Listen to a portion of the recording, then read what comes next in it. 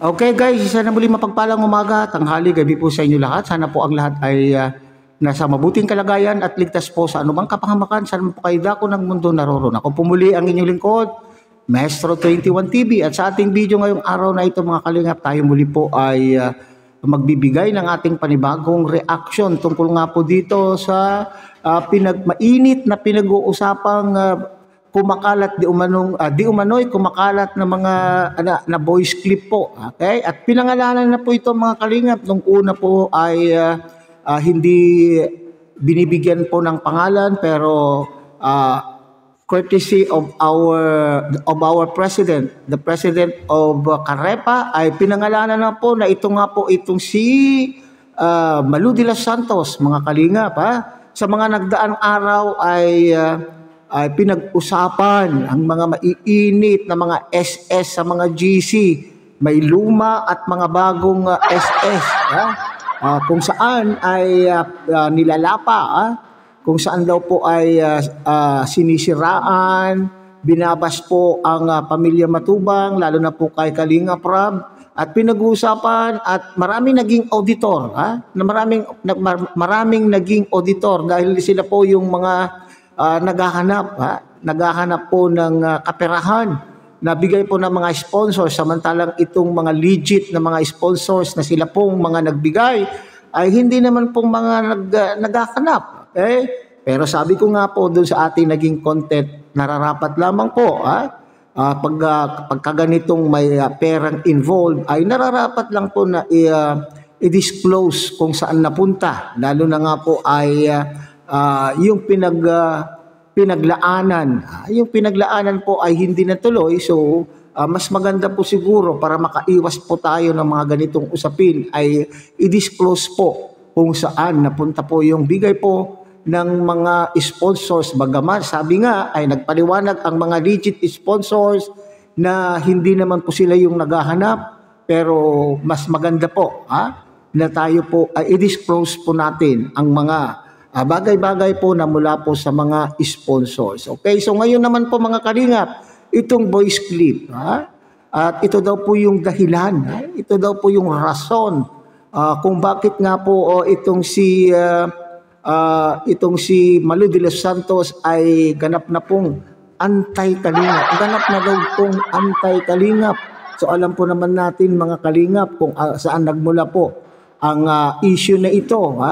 Noon pa man po ay alam natin mga kalingap kung ano yung dahilan, kung bakit ay sinasabi ay lumabas muna.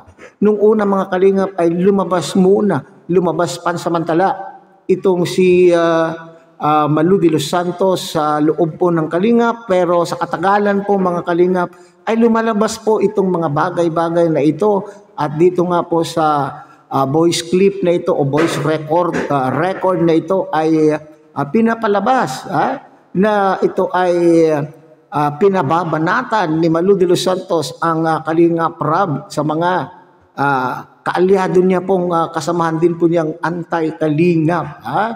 So yan po yung ating pag-usapan ngayong araw na ito. So bago po yan, tayo muna po ay magbibigay pugay sa ama at founder po ng Kalingap, Kuya Bal Santos Matubang. At tangkilikin po natin Ate Edna Vlog, Kalinga Prab. At kung bagong silip lang po kayo, bagong dating lang po kayo sa ating munting channel, sana po ay inyo rin pong tangkilikin sa pamamagitan po ng pagbibigay nyo po ng like, share, and subscribe. At tuloy pindutin na rin po ang notification bell. At nang sa ganon, tayo pa rin po ay magkita-kita at magsama-sama sa susunod pa pong mga reaction videos na ating gagawin. Likewise, make a loud shout out sa ating mga kasamahan po dyan sa Carepa, Kalingap Reactor Partners. Sa pamumuno po yan siyempre ng ating presidente, Javier De Leon, aka Birador. At wag din po natin kakaligtaan na tangkilikin ng ating mga Kalingap Partners, Kalingap Charity Vloggers.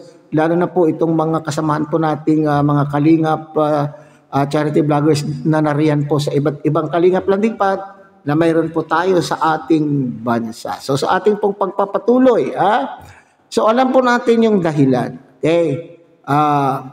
Bakit kaya nakakalungkot po na malaman na ganito po ang nangyayari po kay Malu de los Santos. Okay? Alam po naman natin kung sino po si Malu de los Santos po sa loob po ng Kalingap. bukod po sa pagiging ninang po ni Kalinga Prab sa kasal, ay matagal na po itong tumutulong sa mga proyekto po ni Kuya Bal. Okay, so sa mga pabakay, nakikita po natin o nalalaman po natin na itong si Ninang Malo, Ninang Malo ng bayan at ay tumutulong. Pero bakit humantong po sa ganito? Alam po naman natin kung saan nagmula po yan dahil po dito sa hindi nila pagkakaunawaan ni Dr. Love. Okay? So ito yung kasagsagan ng panahon na siguro ay nararamdaman po ni Malu de los Santos na siya po ay masyadong naapakan ang kanya pong pagkatao, masyado pong nayurakan ang kanya pong pagkatao, kaya siya po ay nagdesisyon na siya po ay umalis muna. Lumabas muna po ng kalingap, pero hindi po natin naaakalain mga kalingap na sa pag-alis po niya, bagamat nangako po siya mga kalingap na maski naman po siya ay nakalabas na po ng kalingap, ay tutulong pa rin po sa abot ng kanyang makakaya. Tutulong pa rin daw po siya at wala daw po siyang sasabihin na makakapanira, makakasira po sa kalingap. Pero bakit dumating po sa punto na ito na ganito mga kalingap? Okay? So tama na rin po yata. Nung umalis po si Malu de los Santos mga kalingap, ay alam po marami pong sa ating mga reactors ang nag-react na sinasabing talagang anti-kalingap na po itong si Malud, sapagkat nakikita po natin nakikipagbardagulan at siya po ay dumadayo sa mga live ng mga antay. Bagamat sabi ang paliwanag po niya diyan mga kalingap ay siya daw po ay may laya. Malaya po siyang makapamili kung anong live at sinong vlogger ang kanya pong susuportahan. Okay, tama nga naman din po mga kalingap. Tama nga rin po. Pero yung pangako mga kalingap na hindi siya magsasalita ng anuman pong against sa kalingap. Alam po naman natin, once upon a time ay minahal mo din po itong community na ito, kaya hindi po natin inaakala. Sa aking palagay, naintindihan ko po kung saan nagmumula itong Malu de los Santos na ito. Sabi ko nga kanina, labis-labis siguro pong nasaktan.